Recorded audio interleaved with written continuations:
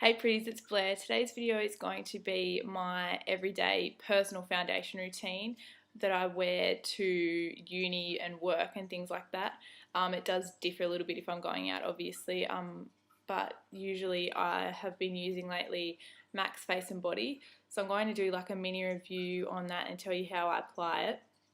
But first, you might notice that since my video yesterday, I've dyed my hair and it's actually quite a bit darker and looking quite red on camera, but it's actually just dark brown. And I thought if any of you were interested, this is the colour I used, Napro Palette Colour and Gloss, and the colour is called Iced Mocha. So I did that last night, but now for the actual video that you clicked on to watch.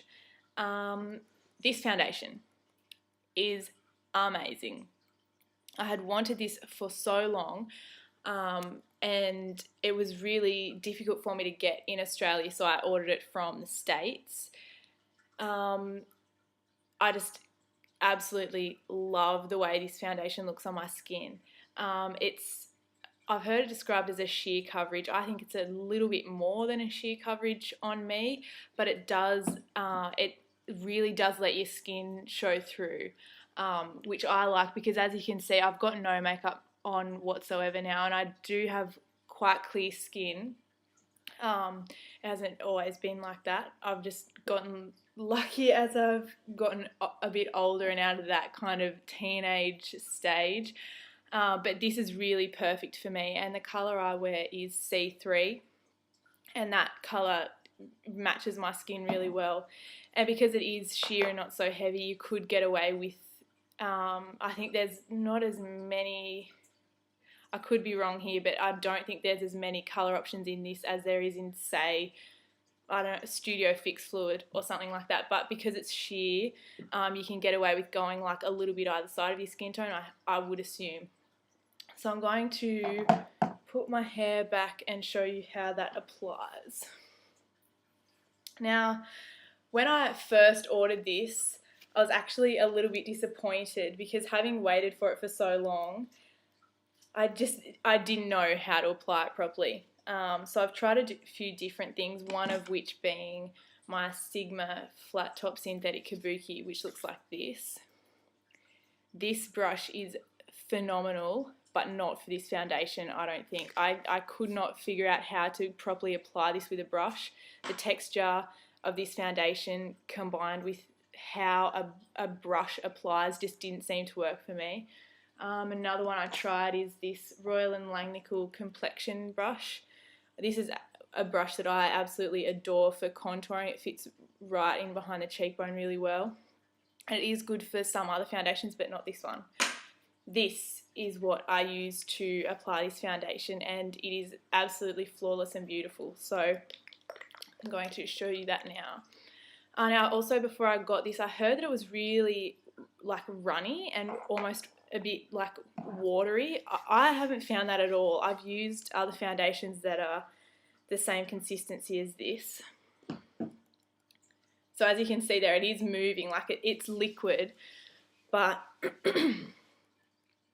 it's still, I mean, it's not just going to make a huge mess. So what I do, back of my hand, get a little bit on my finger, and what you want to do with this is really seriously, gently smooth it onto your skin. The problem I had with this when I first got it was that I was rubbing quite, trying to rub it into my skin really fast. It really will not react well to that. I've been kind of thinking the last few days about what I want to say about this, and I figured that it's sort of like quicksand. The more you fight, the deeper you will sink. Like, the harder you rub this in, the more it will basically grip, and you can't even move the product anywhere. So you really want to just smooth it on gently and not in a big rush. And I mean, doing this is faster than applying with a brush anyway, I think, so you shouldn't really need to be trying to win a race or anything. And also, I mentioned this in yesterday's video, which was a little bit different. So I don't know if you guys liked that. This is good anyway, putting your foundation and products onto your skin smoothly like this, because you don't want to be pulling on your skin anyway. I mean, of course the temptation is there with liquid products like this when you're applying with your hands to really like drag it across your skin to try and make sure that it sinks into your skin properly. In the long run, it's no good for your skin. I mean, your skin, it's like kind of like an elastic band, and I mean, and that's why mature skin gets wrinkles and doesn't like have the same texture as young skin, because as you know, you live life and are exposed to the sun and things like that, your skin actually loses that elasticity. So you don't want to be pulling and pulling on it, because all of that will just happen sooner. So I actually find like applying it slowly and gently like this is quite luxurious, and I like doing this every day. So like I said, the coverage of this is perfect for every day for me. Usually I'm only going to school, I mean as in uni, or to work, so it's not a fashion parade. Well, at uni it can be a little bit sometimes, but each to their own. Okay, so that is definitely enough coverage for me every day, and you can see I still look like myself, it's still my skin, but a little bit better. So then what I do is conceal under my eyes, and this is sort of similar to that in the fact that it is very like liquidy and not super full coverage. This is e.l.f. Under Eye Concealer. So I just dot that underneath. I really, really like this.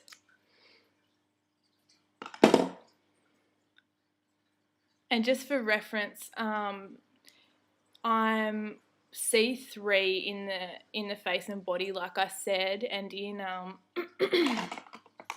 mineralized foundation I'm NC30. So I actually called up a pro store and told them what my colour was in the mineralized, and they suggested that I get C3, and it's absolutely perfect. Alright, so that's my concealer on. Next I use MAC cream blush blush cream in Posy. This is my everyday. So all I do is just get a little finger in there. That's a little too much, so I'd just be careful with that. And this really goes on absolutely beautifully over that dewy kind of textured foundation. They work really beautifully together. And I really like the finish this gives, so I don't powder over this. I find that a bit unnecessary, really.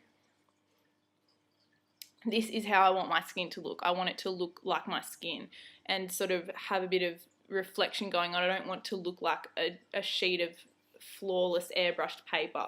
I mean, sometimes I want that look if I'm going out or whatever, but not at school. It's just too heavy.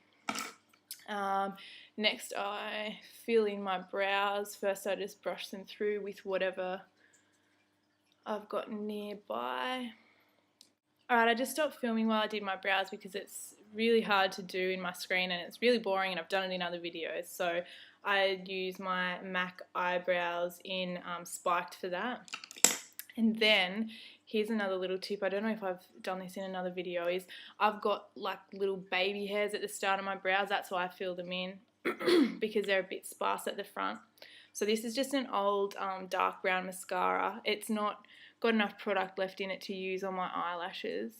So I just go over the start of my brows with that. And it just deposits a little bit more colour into those really light hairs that are at the top, the inside rather. And then this is a bit embarrassing. I've got this Australis Extended Lash Mascara. It's just a clear mascara, or it used to be. Look at how filthy that is. But I mean, the product still really works, I guess. It's just gotten dirty from being run through my brows and then the brush being put back in the tube or packaging. So yucky, but still good. Okay, now what I usually do is take, this is just a Maybelline black pencil eyeliner. I just go lightly on my top of my lashes like so. And this one has like a little sponge on the end, so what I do is just drag that across and sort of smoke it out a little bit.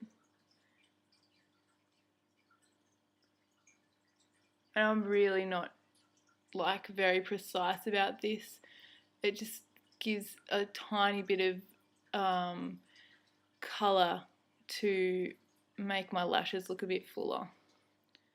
So, and it makes me, I've actually gotten into the habit of using that so much that when I don't, I look heaps younger, I think, and a bit weird, so I've become a bit reliant on that. I don't know if that's a good thing. Then curl eyelashes.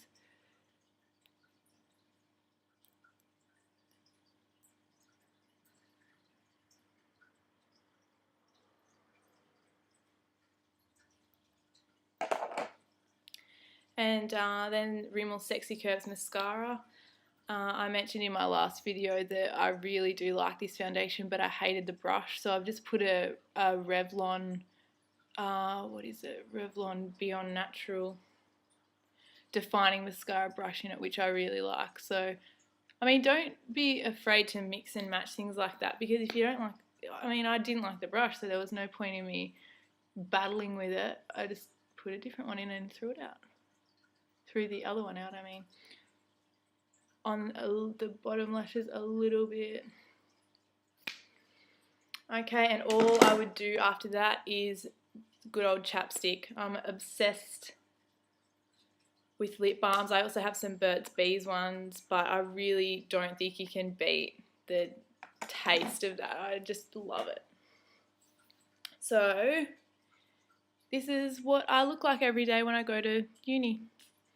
So I hope you guys found that helpful, and I really do highly recommend that Face and Body foundation. I think it is beautiful. I really, really like it. So yeah, I hope that helped, and I'll see you all soon. Bye.